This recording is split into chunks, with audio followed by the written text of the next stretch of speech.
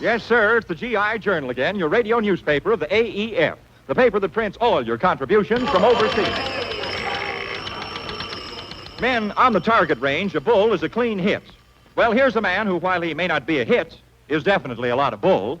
Your original editor-in-chief, Kay Kaiser. Well, hiya, men. Hiya, well. Say, men, it's sure a man-sized help and a pleasure being your editor again. This is your five-star final, and standing by are your five-star reporters. So then, of course, our star outside reporter, Professor Colonna, who ought to be calling in with a big story right now. Hello, city desk. Hello, desk. This is Colonna. I'm overseas with the ground troops. We're on a forced march. A forced march? Really? Yes, and we're carrying full field packs and everything. We're really loaded.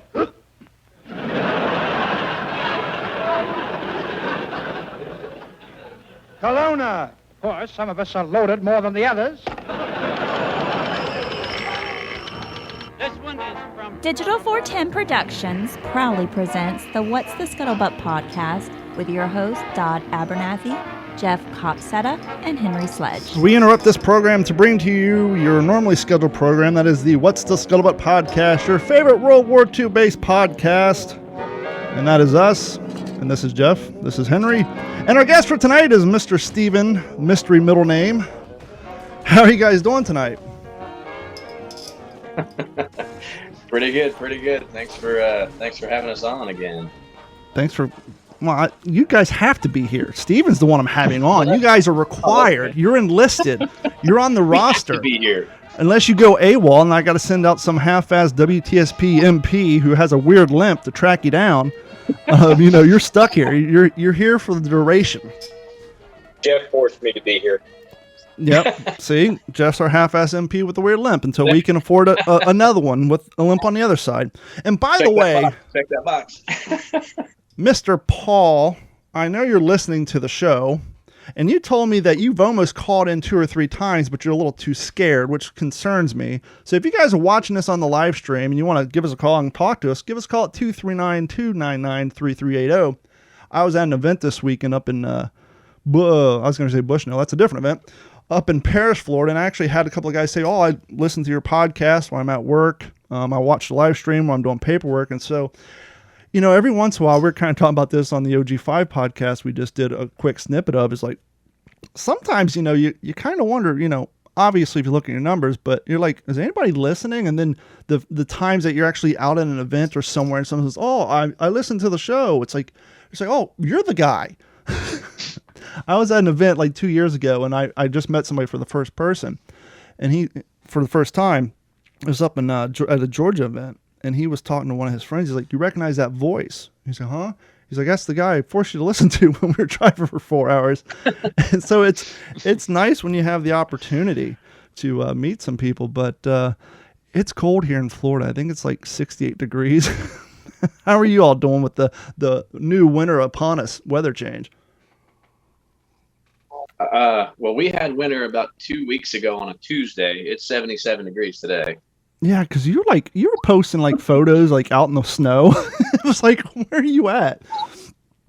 Oh yeah, that was the Snowmageddon last when was that, February? Yeah, it was February. Steven gets extra points for wearing the WTSP t-shirt. Shout out to you. Thank you. To do that too. What's that, Steve? You broke up a little bit. Oh no, I said thank you for sending me a replacement. Oh yeah, you're the one.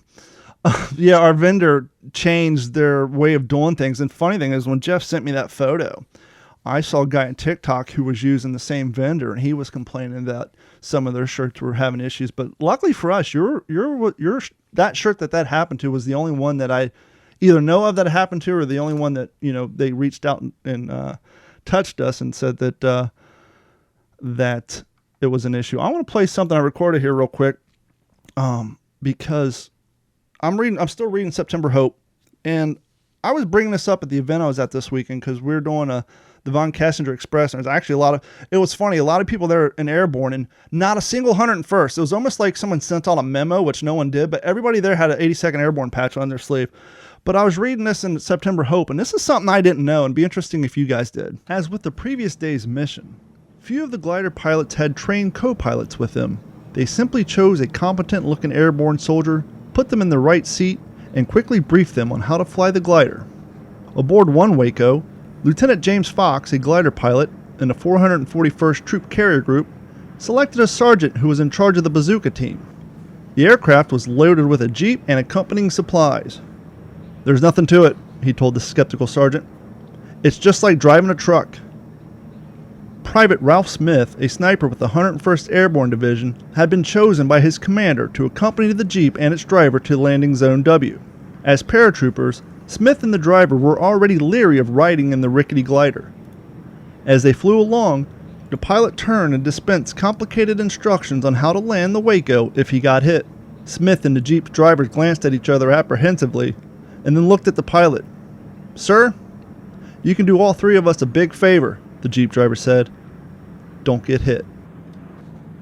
This has been an excerpt from September Hope, The American Side of a Bridge Too Far by John C. McManus. So I was amazed to find out. Now, I don't know if this is simply an Operation Market Garden thing because this is the biggest use of gliders at all time, and so maybe they took their trained co-pilots and made them pilots.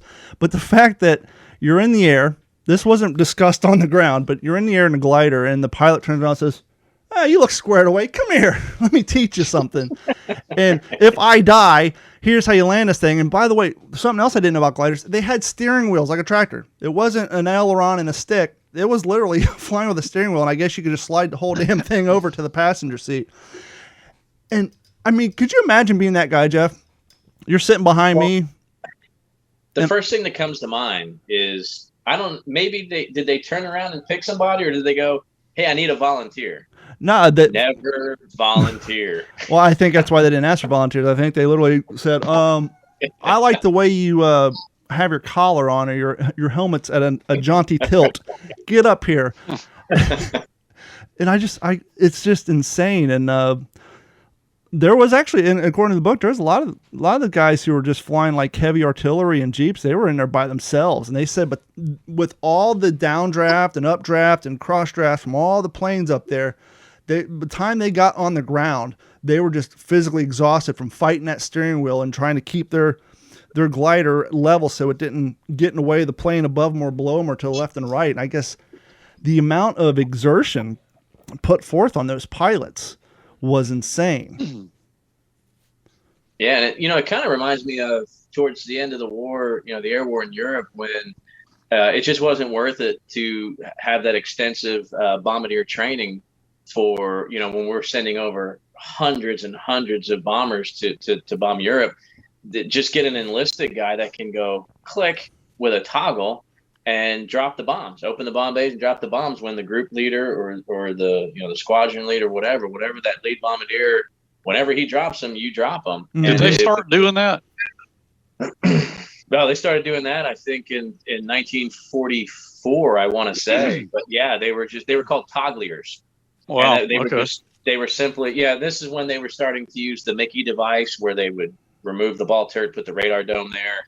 That when we were using radar to bomb through heavy smoke screens, or then weather wasn't as much a factor over the target. But yeah, it wasn't worth it to be training these guys to be bombardiers when, if the lead bombardier drops the bombs, hey, you flip the switch. But what happens if the lead bomber gets shot out of the sky? Do they have a redundancy system? You're going to have your contingency plans, and they may take a couple echelons and combine into one, or fly, because they were typically in a 3 or 4 plane group. Yeah. So if one loses, somebody else is going to fill in. They're going to have more than one guy. But I would say probably 1 out of every 3 or 4 bombers only had the bombardier, So if you've got 300 bombers up there in the air, you probably only got 100 trained bombardiers, because there's just no need to have 300 bombardiers in the air, when you all have the same target. So kind of the similar instance where, hey, you look like you could do this.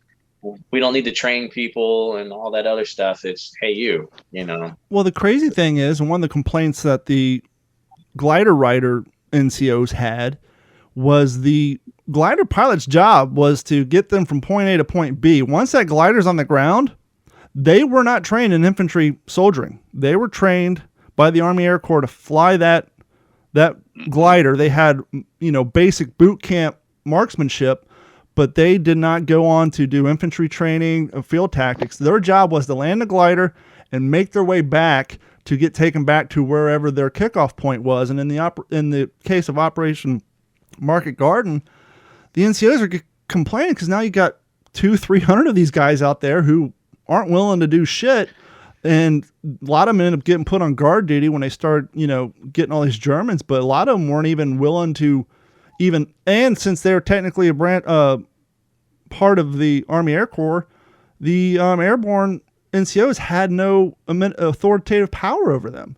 So they didn't have to listen to them if they didn't want to. Some of them obviously picked up a rifle in a survival situation, but once things died down, it was like, see you later. And they just started walking the other direction. I just finished McManus's book, Americans at D-Day, and he talks a little bit about the glider corps, but I actually did not know that, but I'd kind of wondered about that. Just, what were these guys supposed to, because, they really weren't rated pilots. They were basically trained to fly that glider. And when you're the NCO of 82nd Airborne or 101st, and then you find out that the British equivalent to the glider pilots were cross-trained, and so their job was to land and then be a fighting man, not to retreat and wait for the next mission. They're like, why aren't we cross-training these guys? But Army Air Corps wasn't down for the cause. And that book, September Hope, has got me so interested in the whole glider side of it and learning more about them as well as the Operation Market Garden. This book just came in the mail today. I haven't even cracked it open yet. It's called 4 Hours of Fury. And because I was looking online for some more 82nd Airborne and glider stories, this is the untold story of World War II's largest airborne invasion and the final push into Nazi Germany by James M. Fenelon. So I'll be reading this here shortly. And then the book that I actually ordered during the last episode finally showed up, which is the Peleliu Tragic Triumph, The Untold Stories of the Pacific War's Forgotten Battle by Bill D. Ross. And so these will be the next two books I'm reading after I finish up September Hope. But I really want to learn more about the glider side because you don't hear a lot of people, talking about in the living history world. They're kind of like the unspoken word of the airborne. And from according to the statistics in September Hope, a majority of the airborne troops on the ground were actually glider riders. There was more of them than were jumping out of the planes. Really? Yeah, at least during Operation Market Garden, at least. Yeah. Huh. There was a lot. Well, even in further operations, especially the jump over the Rhine, C-47s were carrying two Waco gliders at the same time, being towed right behind them. So inherently, instead of just training all these troops ready to jump out of a plane, they've been stuffing guys in the back of gliders. Even same thing with the British, too, with their gliders as well. Everything in tow, two right behind them. And it's amazing, and Steve sounds like he knows a little bit on the subject, too.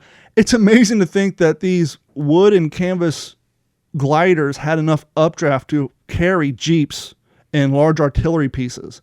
It's like you would think, okay, we can fit, 12, 15 guys in there at 130 pounds apiece, but then they're putting jeeps and artillery pieces in there. And in that book, they were saying these things are so flimsy that one of them, when landed during Operation Market Garden, landed in like a beet field or a potato field, and the potatoes started coming up through the cardboard bottom of the floor. And like guys were getting hit with these potatoes, and one of them, the Jeep, literally fell through the floor and survived. But these things were such rickety canvas. It's just insane to think of the amount of weight that their wings were able to support and to get out there. Well, so I think this is a perfect opportunity. Steve's already chimed in a little bit, but we didn't really give him the introduction that he deserves as our special guest tonight. He mentioned earlier that I forced him to be on here, and that's probably half true. Steve's become a really good buddy of mine. He's probably one of the best reenactors that I probably have ever met and I say that because he really knows his stuff. He's not out to dress up and look cool. The guy really knows his stuff. He's taught me so much. I didn't know how much I didn't know until I met Steve. And, I think of him like my stunt double. He's a little bit tougher than me, not quite as good looking. He's like a good stunt double for me. And, but so if anybody just got real excited about reenacting with some of the stuff that Don was talking about, I think Steve could really give us a firsthand look on what it's like being an airborne reenactor, not walking around with an airborne patch on your sleeve, but actually going through the motions. Steve, can you enlighten some of our listeners on just some of the experiences that you've had as an airborne reenactor, some of the things that you're responsible for, and maybe talk a little bit about your recent trip to Oklahoma that you've had here just a couple weeks ago. Yeah. So one of the groups that I'm associated with, and I have been for actually a little over 10 years now, is the World War II Airborne Demonstration Team, located up in Frederick, Oklahoma. We actually are based out of an old Army Air Corps base where they used to train B-25 pilots, and we have 2 planes of our own. We have a DC-3 and a C-47. Both are combat vets. One was owned by us, and then the other was owned by the British, and have seen combat in D-Day, Market Garden, and so on operations. But as we come together, the whole group is not just, a bunch of reenactors. You have like former service members, current service members, and people from all walks of life. And we all come together for this one cause of, remember, honor, serve, where we're trying to carry on the memory and the deeds of those that came before us, especially during World War II, during airborne operations. And that's not just the paratroopers, but it's the pilots, all the support people, and everyone that was able to help us win the fight. But we do actually jump out of C-47s using more modern day parachutes because the FAA requires us to. But, a good friend of mine, he actually helps train a lot of the students that come in, and the majority of them are reenactors. And then we do have those couple that, it's a bucket list item. And my buddy, John Tehan, he's the drill sergeant there. He runs the guys through their days, gets them to their classes, wakes them up, checks their bumps out. But he says to all of them that this is where reenacting stops being fun. And what he's getting at is, you have to be physically fit going through this course, because you have to carry your load. You have to be able to get up on a platform, jump off of it, do your PLFs, put on the gear, sit in it for hours on end, getting a hanging harness, how to get yourself out of the issues, and then actually propel yourself out of the aircraft and get into a correct body position. And that participation at a living history event, it just brings it to a whole new level. I had the luxury, about 2 years ago, we had an air show, and it was another group does the same thing.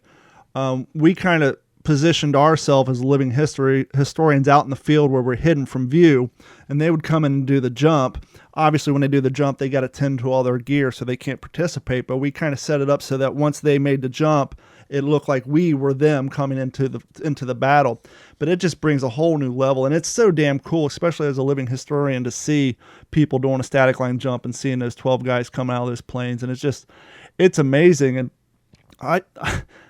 I'll give you credit, man. You got some guts, because I talked to them and I found out how relatively affordable that training and participating with them was. But I got to thinking, and it's like, if I was 18 or 20, but it's like, no, I'm 38. My parents are in a business. I got a kid. I got a lot more I'm responsible for now. And there's slight risk to it. But in the back of your head, all your bravado goes out the window.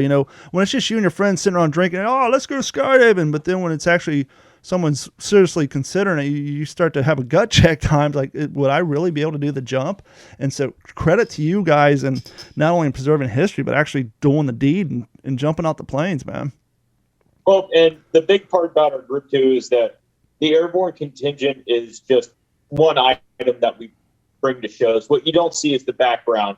So the guys that work on the planes are ground crews. I work a lot on the ground crews itself, on the safety. I run the drop zone most of the time. Every once in a while, I'll get to jump out of the plane myself. But, there are tons of support functions that come along with guys just jumping out of the planes. And we invite everyone down that we can.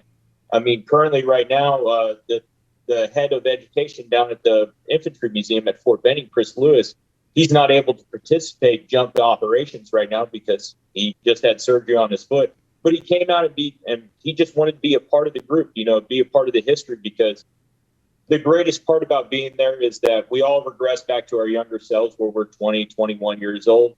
But we're all a bunch of nerds. We all want to talk about World War II stuff. We want to share it. And the best part, too, is that I even learned there, too, because, I've got guys that, that turn your M42s, what At the Front or Man the Line makes, and make them look like an actual set of M42s using original canvas and that paratroopers actually used during either, D-Day or Market Garden. So, and I think it would be an enjoyable experience for you just to come out. Absolutely. And we were kind of talking about this weekend at the event I was at. Guy showed up. He's been doing it for years. I've never come across him, at least in my time. But instantaneously, kind of like when Henry joined the show, we hit it off perfectly. And the guy said, one of his favorite things about going out to a Living History weekend is you'll meet somebody you've never met in your life, but because you all have the same passion for the same topic, you like instantly, you may not become best friends, but you'll have a conversation and at least enjoy each other's company.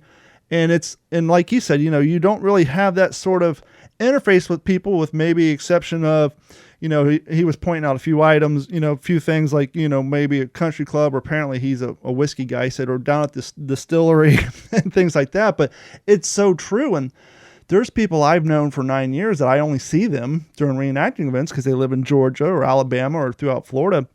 And, you see them and it's like, oh, you feel like you just saw them last week. And that's one of my other favorite things is it's like you're getting out of the house, you're sleeping on the hard ground for 2 days. The entire time I was out there, I only pulled my phone out to record stuff or pull my GoPros out. I came back and Carrie was talking about that concert where 8 people died. And I'm like, what are you talking about? She's like, you didn't hear about that? I was like, I spent 2 days in 1944. I have no idea what's going on. I mean, I'm literally so out of the loop. I didn't know that 8 people died at a concert until like this afternoon. And so it's just so nice to just step away and just get outside and just be around like-minded people talking about something we all have a passion for. Oh, I absolutely agree with you. And, I just came back from our October jump school, spent 2 weeks up there. Same thing. I basically turned off my phone except for to, take some pictures if I did or receive pictures. But, just get that full immersion and walk away from everything. What other time, during the year do I get a chance to just ride around in World War II vehicles and jump out of planes and just hang out in a hangar and be with my friends who, we all enjoy World War II. And it's not just the airborne stuff, but all types of the history that became part of World War II. If Jeff and Henry don't mind, I want to kind of give you the classic WTSP treatment, and that is the first time we have someone on. Let's go back a little bit. Give us a little, where you're from, where you grew up, and actually how you got bit by the history bug, and what got you from there to here today, if you don't mind giving us like the Cliff Notes version. Well, not a problem. I actually grew up all over, military family, so, you name the states, I've been there, but one of the main places I did set down a lot of roots in was in Delaware. And, I always loved history because my dad, he would always take me to museums. And, we had local museums, especially the Dover Air Force Base Air Mobility Museum. I actually started doing plane restoration there. But one place that actually really started to get into reenacting was this coastal artillery battery called Fort Miles. And, we would do pre-World War II and World War II style get-ups, and we would actually have the gun batteries up and running. We would learn the history behind everything and actually have the base, for the most part, fully manned, where guys are running the guns up in the towers, communicating with each other, the spotlights. And then, of course, too, that just carried on where I got involved with the guys with who do the 45th in Company K up in Pennsylvania. Started doing Reading Air Show, and then, of course, to Fort Indiantown Gap. I was going to ask you if you ever did FIG before it got canceled. I did FIG back in the day when it was fun. Yeah, I knew the guys who were there, because a lot of my Florida guys, they would go every year, and they were there the last year, and I got the skinny on why it got canceled. And that's a damn shame, but that was one I never got the opportunity to go to, because it got canceled probably 3 or 4 years after I got into the hobby. Why did it get canceled, if you don't mind me asking? The unofficial thing from what I heard, the scuttlebutt, if you will, there was a lot of things leading up to it. Certain things being left around that looked like realistic bombs that weren't picked up. So Fort Indiantown Gap is a operating base. And so after the weekend goes, a lot of times they'd find grenades or whatever laying around, and they'd have to treat them like they're real and make sure. But the end all be all from what I heard, and this is unofficial, this is just the scuttlebutt I heard in the community, it was there was a bad mortar accident. Guy damn near lost his hand, and it was just, they couldn't take the liability anymore. Things just got too out of control, and either he did lose his hand or damn near lost his hand, but damn near took his hand off. It had something to do with the mortar. And Steve, that was the same story I heard as well. Yeah, and so they're just like, look, we're an active military base, and we just can't take this liability anymore. And I from what I heard, it had been building up. I guess each year with the planning, it was like they're a little more and more reluctant to do it just because there was things going on that they just weren't down for. And then that was just like the last straw. I was like, no, it was fun while it ran, but no more. And it's completely understandable. I mean, that's a major incident to happen at an event. Yeah. So what is your, obviously the Air Corps stuff, but what's some of the other realms of expertise? Do you have a particular theater of operations that you're really into, or you do the gambit? So I cover it all. You can ask Jeff. If you ask me to dress up as something, I can most likely put together something. A whack? But I do enjoy the European theater of operations. That is my favorite. Most of my family members during World War II did serve over in the European theater of operations. My grandfather, he was in the Pacific. He was a Seabee. He did all the island hopping with the Marines. But I just enjoy Europe a little bit more. And plus, too, when it starts getting cold out, I think more about Europe than I do, the Pacific. That's completely understandable. Is that a typewriter in your foreground? It is, yeah. What kind of typewriter is that? It is a Remington Model 1. Nice. Yeah, Paul, who listens to the show, he actually, when he does his living history, he brings out a field table, has the typewriter and the whole gambit. That's kind of his little world that he gets into. But yeah. Hey, Dom. Yes. Speaking of other listeners, I wanted to remind you, maybe this would be a good time now to mention, didn't we get a pretty cool shout out from a listener after last episode? I need to get into production and make a mail call intro. But yes, mail call time via Facebook. If you guys want, you can email us at mailcall@WTSP.com or even info@WTSP.com. Or as this guy did, Mr. Roger Underwood, you can leave us a message on our Facebook page and either Jeff, Henry, or myself will get it. It says, "Hello, Don. I'm a recent, couple of months, listener, and I wanted to say hello and tell you guys that I like what you're doing, and I've been listening and re-listening. I have a connection with some GIs. My father was in the PTO, my uncle PTO, my cousin was in the ETO, grandfather and his brother were in World War I, and a few more. I just want to say thanks for what you guys are doing. You, Henry, and Jeff are really good together, and I like hearing about all the things you have got going on in the books you've been reading. I would ask my dad to tell me a story when I was a little kid. The really cool thing was I came across some footage of him on YouTube. It was only about 3 seconds, but I'm 99% sure it was the old man. He was part of the campaign in Manila and was at Santo Thomas internment camp. He's the guy with the steel pot, and he showed in the email, he had a screenshot of the video. He's the guy with the steel pot and the carbine, Mr. Roger Underwood. They said, I just thought I would share that with you. And I'd also share some of the affections I have with World War II history and all the things you guys do. Keep it up, Roger. And thanks so much for the nice, kind words and a very cool screenshot. It's not often that you see a picture of a family member on a YouTube video, well, with the exception of Henry there, but a friend of mine was actually down in Naples at the Florida Museum for the Holocaust, and I did an interview with them, probably episode 4 or 5, and her father was in 101st, and she actually saw a picture of him at one of the concentration camps in the background, and that was really blew her away to see. You wouldn't think that you're walking through a Holocaust museum and you see a picture of your father when he was part of the liberation of one of the concentration camps. So thank you, Roger, for the kind words. And as I said before, if you guys want to email us, send us an email at mailcall@WTSPWorldWar2.com or info@WTSPWorldWar2.com. You guys have any books you want to suggest or that you're currently reading? Yeah, I've got a couple here. I think most of our listeners know that I've been been really reading heavy on the air war in Europe lately, which is, pretty normal for me. I go through my back and forth with the Pacific and the ETO like we probably all do, but I've had this book for a while, and I picked it up once. I read the first few pages, and I was like, no, that was a waste. I simply bought it because of the title, and it had a cool cover, The Boys in the B-17. And you can see here by Tech Sergeant James Lee Hutchinson. He goes by Hutch. So I thought, okay, this is a memoir.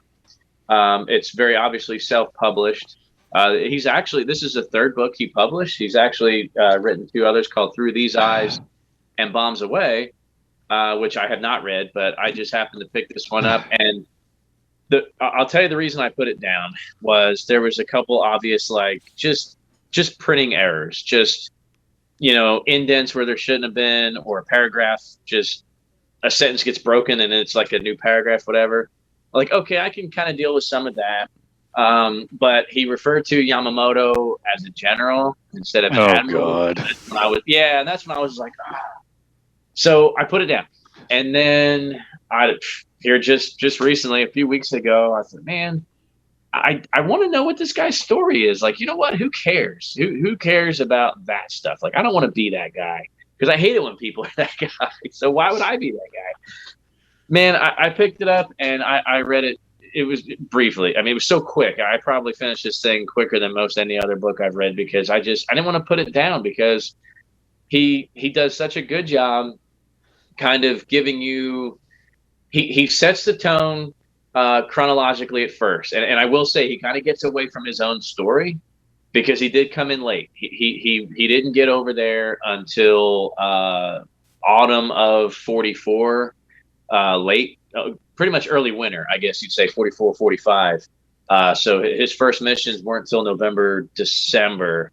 In fact, I think his 10th mission was the day that the Germans broke out during the Bulge, December 16th of 44. So he didn't even fly a full complement. I think he only did about 20 combat missions out of the expected 35 at that time.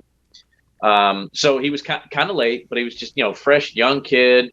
But it's really neat, because he tells enough of his own story to get you interested, and then he breaks away and he kind of sets the tone. What was going on in the airborne Europe before he got, like, what is he walking into? What was 1942, 43 like, to really set the tone? And then on top of that, he just kind of peppers in a story about a Medal of Honor recipient, or something from his bomb group 490th, something that the historian pulled from somebody else that served, or he'll pull from, I knew this guy, or he was in my Quonset hut, on another airplane, because, the enlisted guys, there was like 4 bomber crews per Quonset hut, for the enlisted guys. So it was somebody he knew of or played cards with that night, but didn't fly with, necessarily. So it does a really, really neat job just kind of putting it all together for you. And you learn a lot. I mean, it was funny, the Army just knows how they'll figure out a way to screw you over. Like, there's no getting around it. I know that. Steve knows that. Anybody who served, like, you're not going to beat the system. And this guy certainly couldn't either. House always wins. So he goes to his primary school. He's a radio operator. Okay. So he goes to radio school in Sioux City, Iowa in the winter. Yeah. Okay. It takes all winter to get through radio operator school. Then he has to go to gunnery, because, like either a 24 or a B-17, these guys got to be able to shoot these 50 cals. So he's got to go to gunnery school. It's late spring when he's done with radio operator school. So guess where he goes to gunnery school in the middle of the summer? Florida? Yuma, Arizona. Yuma, Arizona. So he's like, 12 degrees below zero to 120 in the shade. No AC to be found. After gunnery school, then he's got to go back for, I think it was like crew training. Well, instead of going to Sioux City, Iowa, he goes to Sioux Falls, Iowa for the following winter, where it's 1,000,000 degrees below zero. So it's just like this you just kind of get those candid, sometimes the stuff you don't always hear about, but the stuff for like reenactors is just gold, Mm-hmm. because that's all part of the guy's story. And he was on, and you can see, for people that are streaming now, you can see this is his crew of a B-17. There's 7 guys, because at this time later on in the war, it wasn't a full 10 crew, so you've got a pilot, co-pilot, navigator, and then your gunners, but didn't always have a ball turret gunner, because of the Mickey unit that they replaced the ball turret, the big radar dome. They would sometimes have a command officer or a command pilot. There would be an extra guy in the radio room with him, sometimes throwing the metal chafe to throw off the German radar. There'd be just some E6 that was like, hey, you're the toggler today. So they don't have a bombardier. They've got a different toggler. So kind of interesting, to see how we really had to evolve and really learn as we were fighting that war, how to better bomb, how to bomb more accurately, and how to, try to keep the cost down. But at the end of the book, it's really interesting, talking about his the trip over to one of the cities in Czechoslovakia where they got nailed by Me-262s. That was interesting reading about that, for sure. I'll have to check that one out. As I've been saying, I need to start catching up on my Army Air Corps stuff, and so I'll have to have you guys suggest some reading material. How about you, Henry? What have you been reading lately? Well, I just finished McManus's Americans at D-Day, like I said, and then my plan had been to jump on in, and because I've got the Americans at Normandy, which was his companion volume. I was going to tackle that next, but then I started reading Crucible of Hell by Saul David. I heard about this book from Paul on World War II TV, which, as you guys know, I was on Friday night or Friday afternoon. But Saul, I found out, has just written a book on K-35, which of course was my dad's unit in World War II. So Richard Frank suggested to Saul that I read the manuscript, and Saul wanted me to, so I did. So I just finished that, and then Saul asked me to write the foreword for it. So I got that done and sent back to him. Wow. In the meantime, I thought, well, I probably should read Crucible of Hell, because, I really wanted to become more intimately familiar with his writing style. So I'm probably 150 pages into this, and then my next book, I'm honestly thinking about picking up I've got it on my shelf. I'm thinking about grabbing it and reading the Black Cross Red Star. It's a book on the air war in the Eastern Front that Nice. I read it, 10 or 12 years ago, but I'm thinking about rereading that. So, we'll see what happens there, but I should have Crucible of Hell finished in the next few days. Are you guys kind of like me, where if you read a book on a certain campaign, you try to stay there for a book or two before transitioning, or do you just fly up and down the gambit? I like, Steve said, as it gets cooler, Jeff, I've heard you say it. I've heard you say it too. We're all in the same boat. As it gets cooler, I start thinking ETO more and more. Mm-hmm. I just started watching Band of Brothers again, because we're going to be in New Orleans in January for the 20th symposium on that. So I'm really, we've been talking about airborne stuff, but, usually I'll kind of stay in a groove there, and then as it warms up, I'll start thinking more PTO stuff. How about you, Stephen? What have you been reading lately? So unfortunately, I don't read too many firsthand accounts or stories. Currently, I'm deep into the M1 Helmet book. I can grab it because I can't remember the author's name. But reading the M1 Helmet, the World War II GI by Peter Osterman. He lives in Carentan, France. I got to meet him. Nice. Are you familiar with Jay Murray? I had him on. He was one of my first guests. I think if you go back to episode 8 or 9, I had him on, and he gave me a pretty good, off the top of his head, background of the compression helmets and how to identify them and the whole 9 yards on that. And that's, if you guys are new to the show, and if you haven't gone back and listened to that episode, tune in and check out that Jay Murray episode. But go ahead. Yeah, definitely. So Peter right here, he was the one that actually got Jay Murray started. He helped him out a lot, and a lot of the helmets that are in here is what Jay Murray was modeling his equipment after. So, a lot of the original parts that he was using all came from France. So, and wow. And so I actually got a chance to, during the 75th anniversary, I was in Carentan, and I got the chance to talk to Peter. He even signed the book, really, really nice of him. But I just kept talking to him about, helmets and World War II stuff. He actually closed up his whole shop for me and just took me into like his attic and just showed me this massive collection of stuff that was left over after World War II, like just D-Day items, post D-Day, like everything was there. Like I saw weapons, parachutes, flight belts, preservers, parts of vehicles. Wow. But this helmet right here, though, like if you're definitely collecting like helmets that haven't been restored or just all original, and just how to identify things, this is a really good look to have, so that way you can identify, and also you learn a little bit of the history of like why they use certain materials, why they went away from certain materials. So isn't it interesting how a hunk of metal with some chin straps can hold your imagination? I'm the same way. I'm looking in my studio right now. I got six helmets in this room right now. And that's why I had Jay Murray on. I'm like, I can't explain to people what it is about the M1 helmet, because that's how I got started in this hobby. And, as the time has gone by, every time I find myself a new front seam, I just sell one of my rear seams on eBay to get rid of them. And within the last year, I've gotten a original front seam D-Bell helmet that has the original paint. Some point in its life, it was a range helmet, because you can see where underneath the paint strokes on some of the paint bleed, you can still see the yellow paint. I have my Hollywood Holly liner in it. That's the plastic ones. I just put that one in there.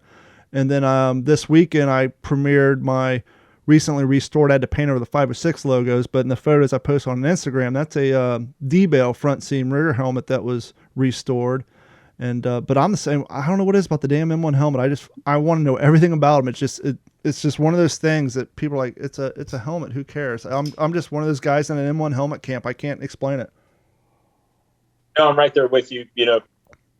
I always wanted an M1 helmet, especially when I started off, with reenacting. I had to start with a post-war helmet, but when I finally got my first World War II GI helmet, that was an exciting day for me. That and an M1 Garand belt. Mm-hmm. I thought it was the coolest belt in the world.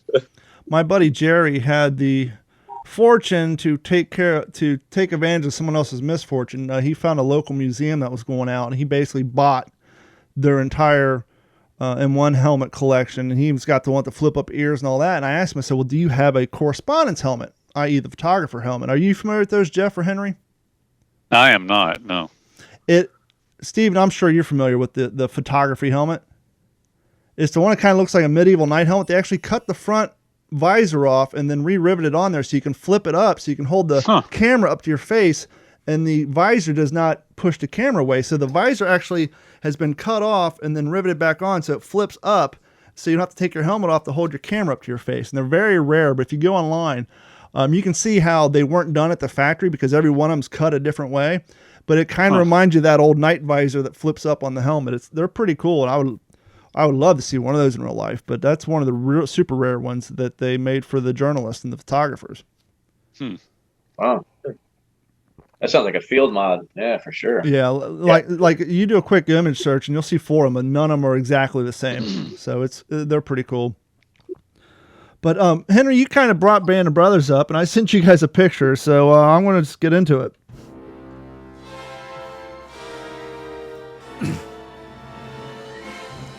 I'm going to call this the WTSP movie review. And one of the ongoing jokes with me and Jeff and Henry is that Henry liked the Thin Red Line, and Jeff and I not so much. Oh, man. We're going to talk about it again? And, well... I didn't bring it up. Well, he brought it up. I brought it up because I want to be fair, and I said that if I could find it for free, I would watch it again. And lo and behold, it's on Roku TV for free. And I will say, the first time I saw it was in the late 90s, early 2000s, when I really didn't know anything about World War II. I just liked war movies. A Band of Brothers hadn't even been out yet, because that movie came out in 97, 98.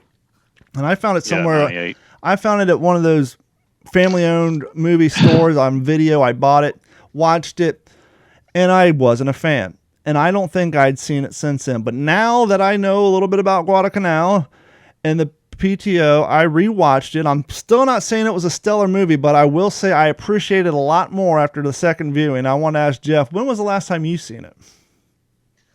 I don't remember. It's so forgettable.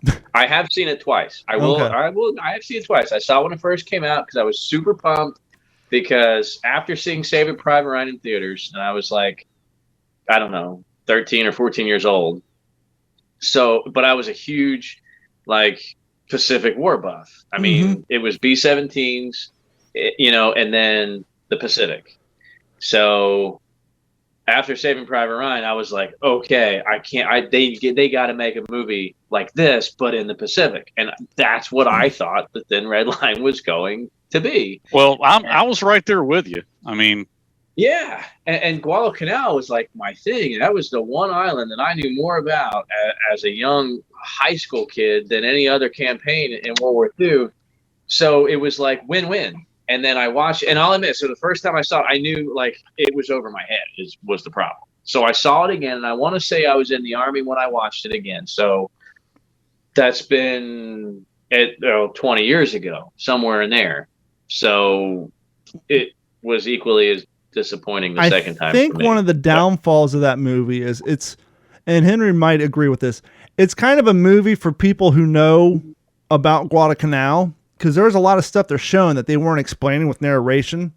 And so if you don't, like, for example, when they're on the ship after Sean Penn, finds the homeboy who was camping out with the natives and trying to go AWOL, and they're down in the ship, and they're showing the guys talking and all this and that, and all of a sudden they show the guys pounding on the door screaming, "Let me out of here," and they make no reference to it. They didn't say, well, the Navy had a policy of not letting us up on top when we're in dangerous areas. And there's a lot of things that are just jumping back and forth that the narration or anything didn't even discuss, which were the things that kind of confused me the first time I saw it. I didn't understand. This movie opens up and he's hanging out on a beach with a bunch of natives, and what the hell is that all about? Really? And one of my things I did enjoy about the fact is they showed the native scouts, and one of them looked just like Vuzo, but with a beard. And I really enjoyed that. I will say, it is lacking on the action at first, but I don't hate it as much as I used to. I enjoyed it now that I know about Guadalcanal. I still won't say it's one of my favorite World War II movies, but I will say I've been unreasonably hard on it. And I did enjoy it. I won't say it's one of my favorites. Yeah. But the thing, I mean, like you, Jeff, I have a penchant for Guadalcanal, and I mean, a lot of it was filmed on Guadalcanal. See, I think maybe the problem is that I stopped listening to Don when he said Sean Penn. Everything after that, I haven't heard. I didn't hear a word.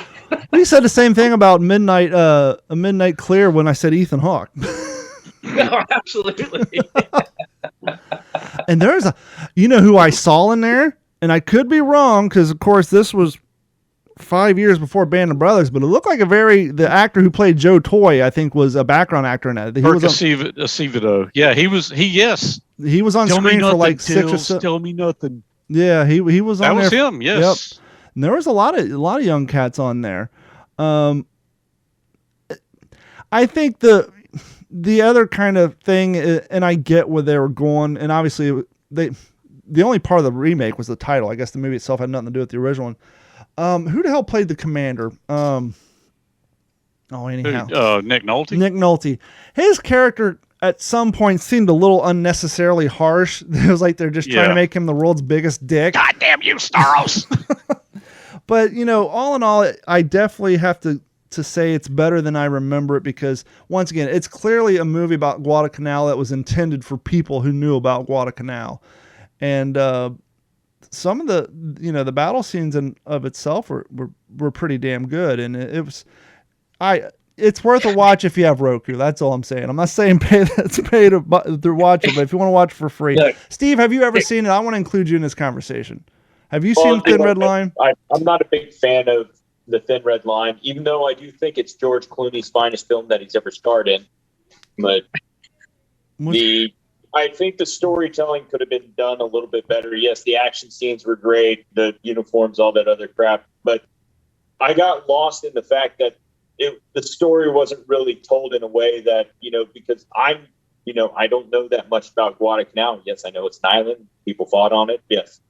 But I don't know the true ins and outs. Yes, I do know some of the nerd stuff about, like, the little nuances and everything. But the storytelling wasn't the greatest. And I think that if they would have done it a lot better, I think I would have liked it more.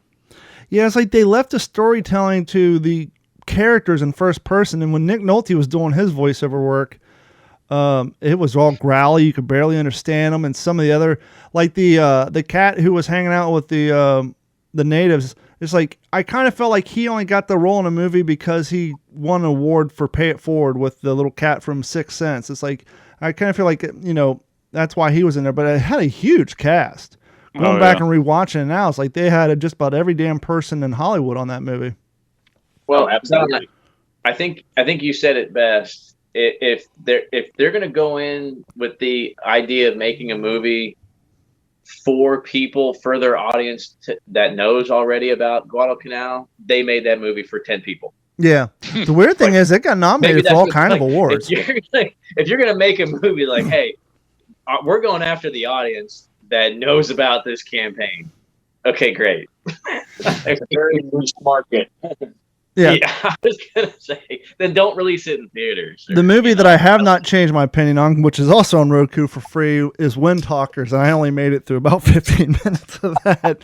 And I just had to play it in the background while I'm doing computer repair.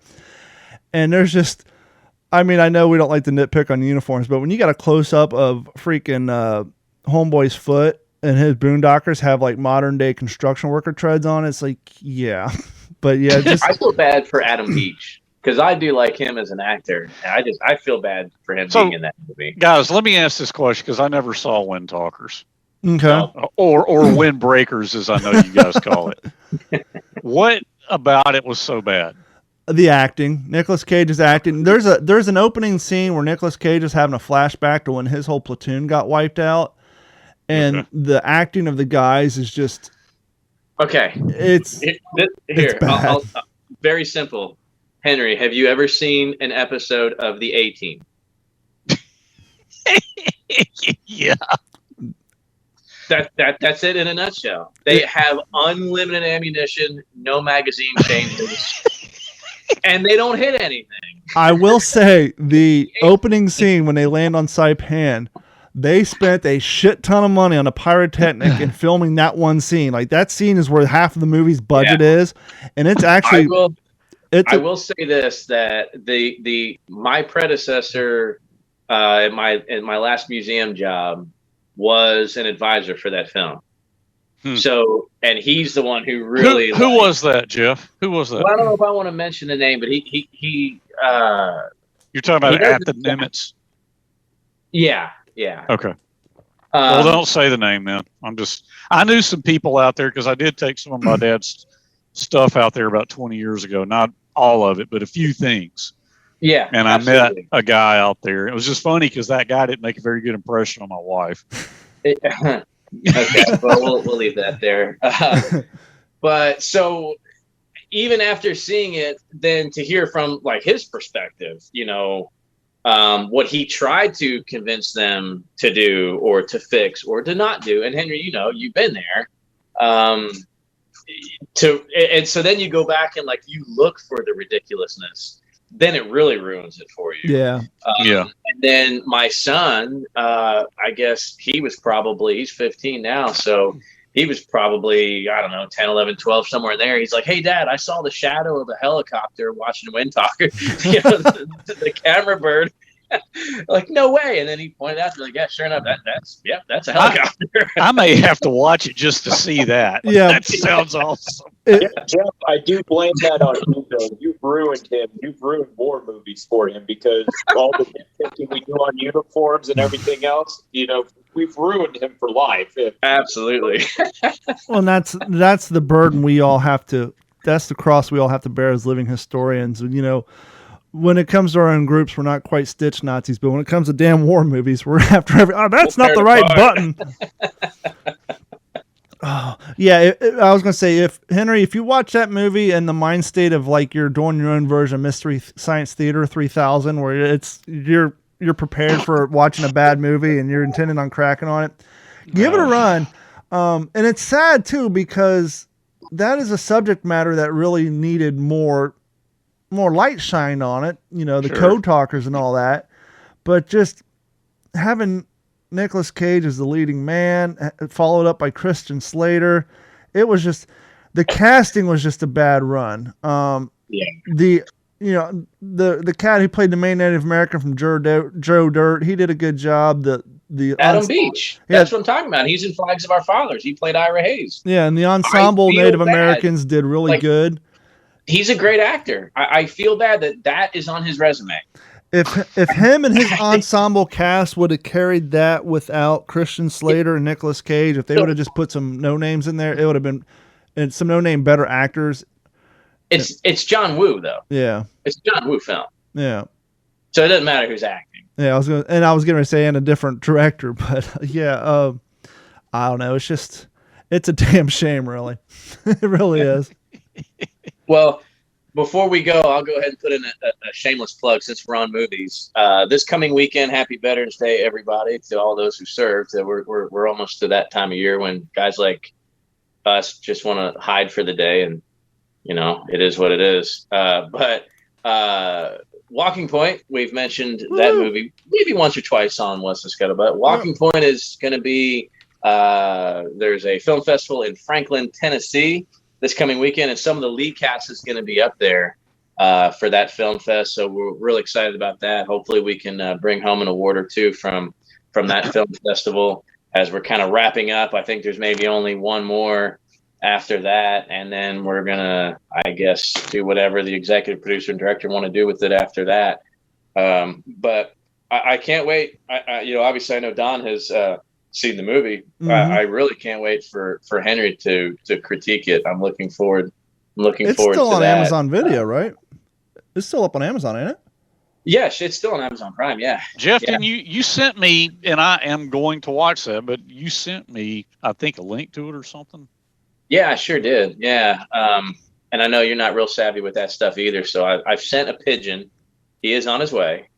Or you can just go ask your son to help you. He is 15. He'll be able to put up 30 seconds. My son's 13, man. Even better. The younger they are, the quicker they are. Daddy, I got this. Just let me do it. If you have a 3-year-old niece, they probably get it up even faster than the 13-year-old. The young cats are really good at that.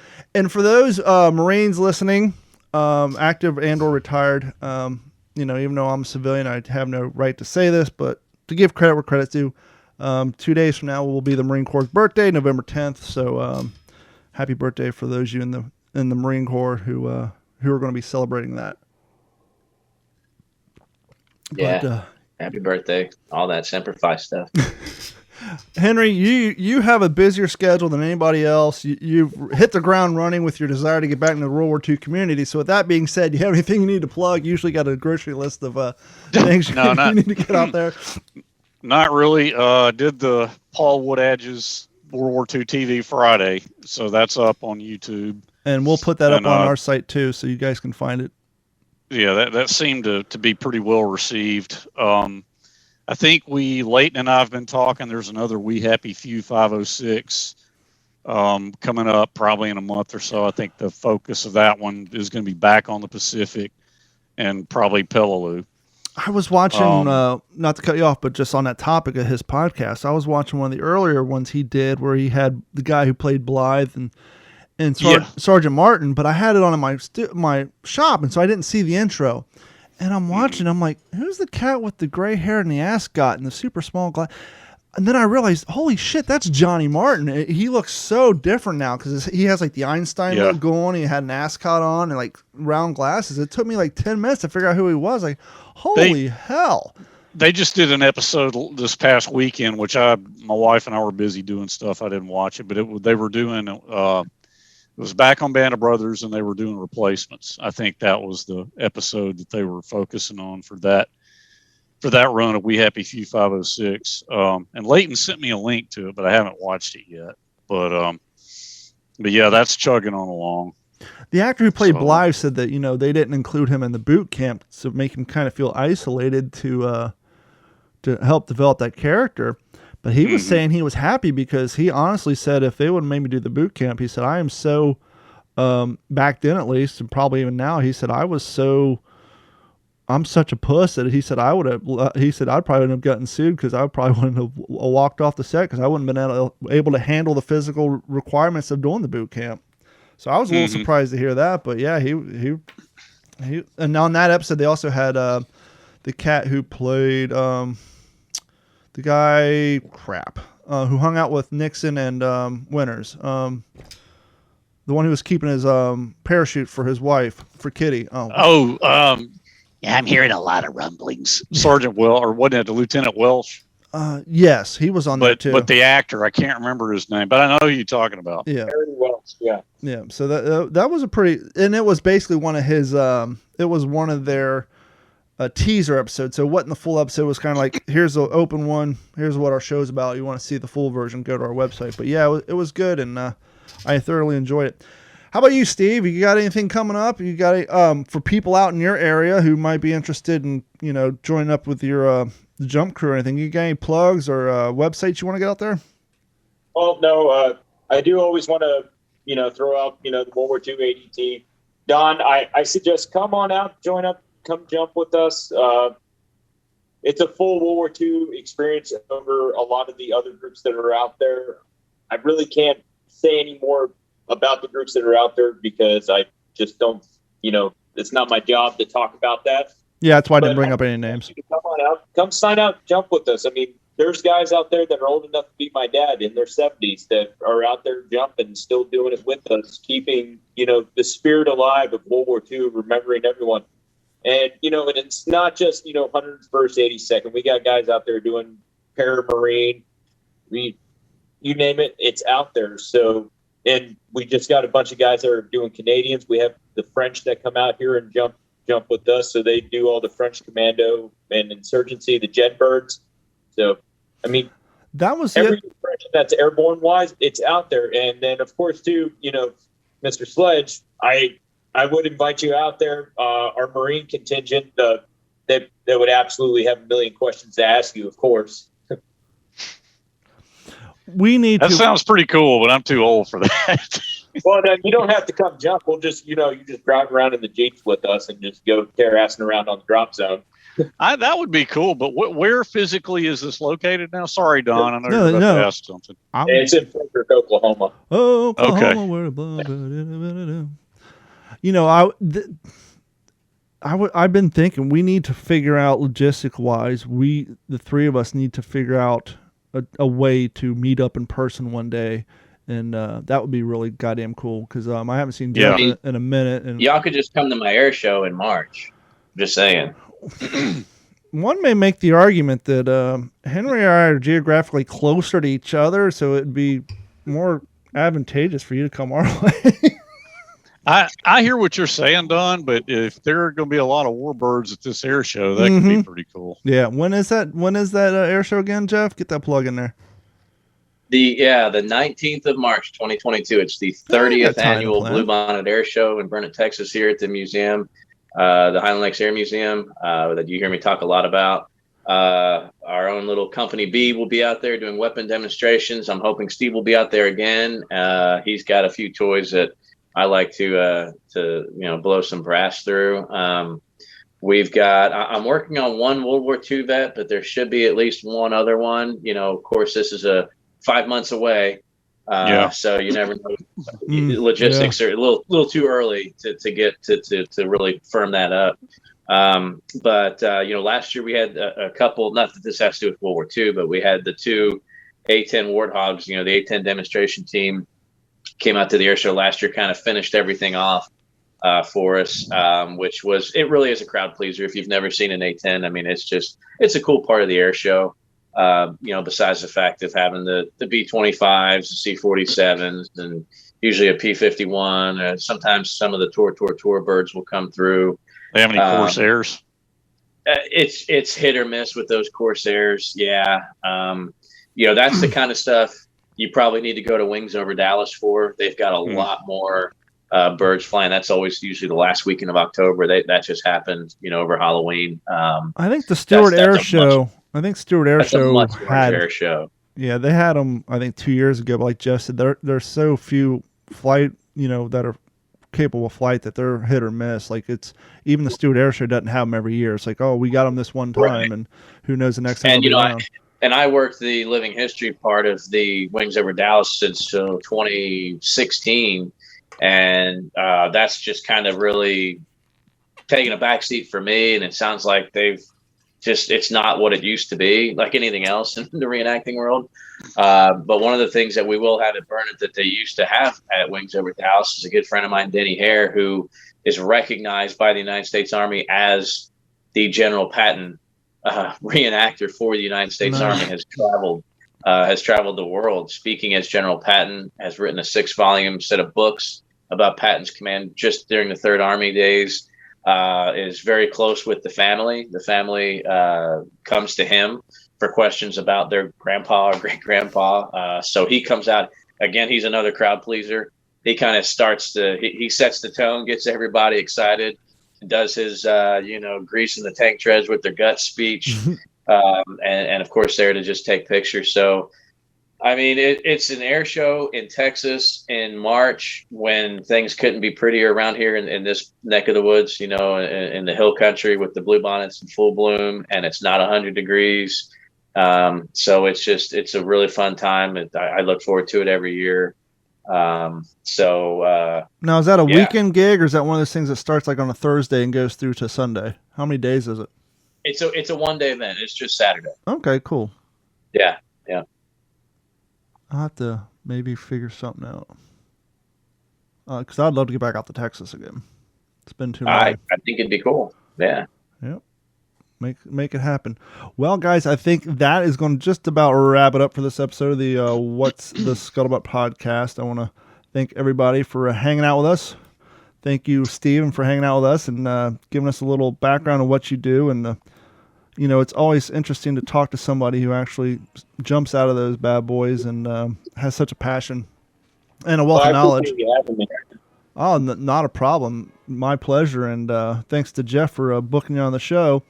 And I'd be remiss to say or not say that this episode of the What's the Scuttlebutt podcast has been brought to you by our friends at At Computers. At Computers has been providing IT solutions all of Southwest Florida since 2004, and the rest of the world since remote login has become a necessity. And so even if you don't live in Southwest Florida and you have some minor computer problems, network problems, they can help you. Give them a call at 239-283-1120 or hit them up at their website, act-capecoral.com.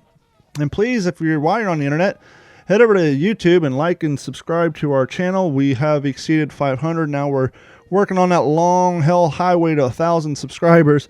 And as always, if you want to be a member of the OG5, as we were kind of joking around on before we went live, please head over to WTSPWorldWar2.com, or you can just go to Patreon.com and search for Digital 410. Sign up. It's $1 a month. There's a plan for $3.50 a month and $7.50 a month as well. If you do the $7.50 a month plan, you do get a free t-shirt after your second month. So thank you guys so much for hanging out with us, and we will talk to you shortly. This has been a Digital 410 production.